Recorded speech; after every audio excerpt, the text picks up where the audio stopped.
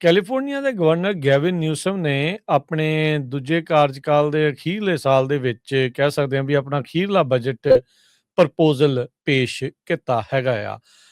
ਸੋ ਇਹਦੇ ਵਿੱਚ ਜਿਹੜਾ ਉਹ ਕਹਿੰਦੇ ਵੀ ਦੱਸ ਰਹੇ ਆ ਕੁੱਲ 348.9 ਬਿਲੀਅਨ ਡਾਲਰ ਦੀ ਲਾਗਤ ਦਾ ਕੈਲੀਫੋਰਨੀਆ ਦਾ ਬਜਟ ਰਿਲੀਜ਼ ਕੀਤਾ ਗਿਆ 2026-2027 ਦੇ ਵਿੱਚ। ਇਹਦੇ ਵਿੱਚ ਹੁਣ ਜਿਹੜਾ ਪ੍ਰੋਜੈਕਟਡ ਡੈਫਿਸਿਟ ਆ ਉਹ 2.9 ਬਿਲੀਅਨ ਯਾਨੀ ਕਿ 3 ਬਿਲੀਅਨ ਡਾਲਰ ਦੇ ਘਾਟੇ ਵਾਲਾ ਬਜਟ ਆ। ਕਿਸੇ ਟਾਈਮ ਦੇ ਉੱਤੇ ਇਹ 18 ਤੋਂ 19 ਬਿਲੀਅਨ ਡਾਲਰ ਦੇ ਜਿਹੜੇ ਘਾਟੇ ਦੇ ਤੌਰ ਦੇ ਉੱਤੇ ਦੇਖਿਆ ਜਾ ਰਿਹਾ ਸੀ। ਜਿਹੜਾ LAO ਜਿਹੜੇ ਦੇਖਦੇ ਆ ਬਜਟ ਦੇ ਪ੍ਰਪੋਜ਼ਲ ਨੂੰ, ਉਹਨਾਂ ਨੇ ਇਹ ਕਿਆਸਰਾਈ ਲਾਈ ਸੀ ਵੀ ਇਹ 18 ਬਿਲੀਅਨ ਡਾਲਰ ਦੇ ਘਾਟੇ ਵਾਲਾ ਬਜਟ ਹੋਊਗਾ ਇਸ ਫਾਈਨੈਂਸ਼ੀਅਲ ਈਅਰ ਦਾ। ਪਰ governor Newsom state of the state address ਦੇ ਵਿੱਚ ਅਤੇ ਉਸ ਤੋਂ ਬਾਅਦ ਚ ਉਹਨਾਂ ਨੇ ਅੱਜ ਜਿਹੜਾ ਪ੍ਰਪੋਜ਼ਲ ਰਿਲੀਜ਼ ਕੀਤਾ ਕਿਹਾ ਹੈ ਵੀ ਮਹਿਜ 3 ਬਿਲੀਅਨ ਡਾਲਰ ਦਾ, ਉਹ 3 ਬਿਲੀਅਨ ਘੱਟ ਨਹੀਂ ਹੁੰਦਾ ਪਰ 18 ਦੇ ਮੁਕਾਬਲੇ ਘੱਟ ਲੱਗਦਾ ਆ।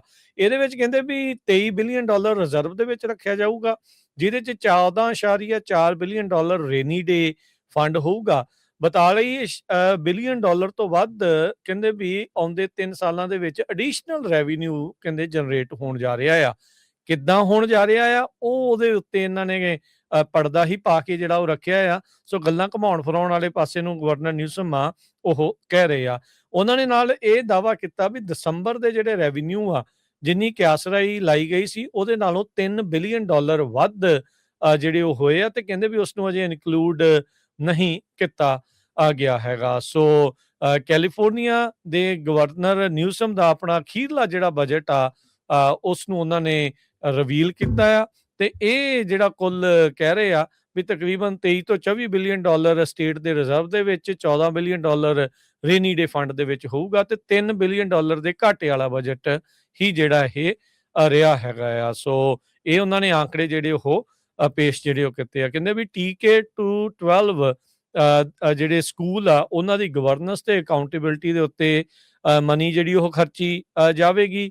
ਹਾਊਸਿੰਗ ਤੇ ਹੋਮਲੈਸਨੈਸ ਏਜੰਸੀ ਫਰੇਮਵਰਕ ਆ ਉਹ ਤਿਆਰ ਕੀਤਾ ਜਾਊਗਾ। ਅਜੇ ਤੱਕ ਇਹ ਨਹੀਂ ਦੱਸ ਸਕੇ ਵੀ ਜਿਹੜਾ 23-24 ਬਿਲੀਅਨ ਡਾਲਰ ਹੋਮਲੈਸਨੈਸ ਦੇ ਉੱਤੇ ਲਾਇਆ ਆ ਉਹ ਕਿਹੜੇ ਖੂਹ ਖਾਤੇ ਜਿਹੜੇ ਇਹਨਾਂ ਨੇ ਪਾ ਦਿੱਤਾ ਹੈਗਾ ਆ। ਸੋ ਕਈ ਤਰੀਕੇ ਦੀ ਜਿਹੜੀ ਸਪੈਂਡਿੰਗ ਹੈ ਇਸ ਦੇ ਵਿੱਚ ਇਹਨਾਂ ਨੇ ਲਾਨੀ ਆ, ਤੇ ਕਹਿੰਦੇ ਸਕੂਲਸ ਦੇ ਉੱਤੇ ਤੇ ਸਟੂਡੈਂਟਸ ਦੇ ਉੱਤੇ ਕਾਫੀ ਜ਼ਿਆਦਾ ਇਹਨਾਂ ਨੇ ਹੁਣ ਫੋਕਸ ਕਰਨਾ ਆ। ਬਿਫੋਰ ਆਫਟਰ ਤੇ ਸਮਰ ਸਕੂਲ ਪ੍ਰੋਗਰਾਮਸ ਨੂੰ ਪੂਰੀ ਤਰ੍ਹਾਂ ਫੰਡ ਕਰਨ ਦੇ ਲਈ ਇਹਨਾਂ ਨੇ ਇਸ ਦੇ ਵਿੱਚ ਮਨੀ ਰੱਖੀ ਆ। ਯੂਨੀਵਰਸਲ ਸਕੂਲ ਮੀਲਸ ਨੂੰ ਲੈ ਕੇ, ਕਮਿਊਨਿਟੀ ਸਕੂਲਸ ਨੂੰ ਜਿਹੜਾ ਲੈ ਕੇ, ਲਿਟਰੇਸੀ ਸਾਰੇ ਸਟੂਡੈਂਟਸ ਦੀ ਜਿਹੜੀ ਉਹ ਵਧੇ ਉਸ ਨੂੰ ਇੰਪਰੂਵ ਕਰਨ ਦੇ ਲਈ ਕਾਫੀ ਜ਼ਿਆਦਾ ਜਿਹੜੀ ਮਨੀ ਇਸ ਵਾਰ ਨਾਲ ਦੇ ਨਾਲ ਰੱਖੀ ਜਿਹੜੀ ਹੋ ਗਈ ਆ। ਅਫੋਰਡੇਬਲ ਹਾਊਸਿੰਗ ਤੇ ਜਿਹੜੀ ਵਾਈਲਡ ਫਾਇਰ ਤੋਂ ਰਿਕਵਰੀ ਦੇ ਲਈ ਉਹਦੇ ਲਈ ਵੀ ਜਿਹੜੀ ਆ ਮਨੀ ਆ ਉਹ ਨਾਲ ਦੇ ਨਾਲ ਰੱਖੀ ਆ। ਇਸ ਦੇ ਵਿੱਚ ਜਿਹੜਾ Harjot Singh ji zero emission vehicles ਦੇ ਜਿਹੜੇ ਇਨਸੈਂਟਿਵਸ ਆ ਉਹ ਨਵੇਂ ਪ੍ਰਪੋਜ਼ ਕੀਤੇ ਜਿਹੜੇ ਉਹ ਜਾ ਰਹੇ ਆ। ਸੋ ਇਲੈਕਟ੍ਰਿਕ ਵਹੀਕਲਸ ਦੇ ਲਈ ਜਾਂ ਜ਼ੀਰੋ ਇਮਿਸ਼ਨ ਵਹੀਕਲਸ ਦੇ ਲਈ EV ਰਿਬੇਟਸ ਜਿਹੜੀਆਂ ਉਹ ਹੋਣਗੀਆਂ। ਫੈਡਰਲ ਸਰਕਾਰ ਦੀਆਂ ਜਿਹੜੀਆਂ ਰੀਬੇਟਸ ਆ ਉਹ ਖਤਮ ਜਿਹੜੀਆਂ ਉਹ ਕਰ ਦਿੱਤੀਆਂ ਗਈਆਂ ਆ, ਜਿਹਦੇ ਕਰਕੇ EV ਜਿਹੜੀਆਂ ਕਾਰ ਸੇਲਸ ਆ ਉਹ ਘਟਣ ਦਾ ਇਹਨਾਂ ਨੂੰ ਡਰ ਆ।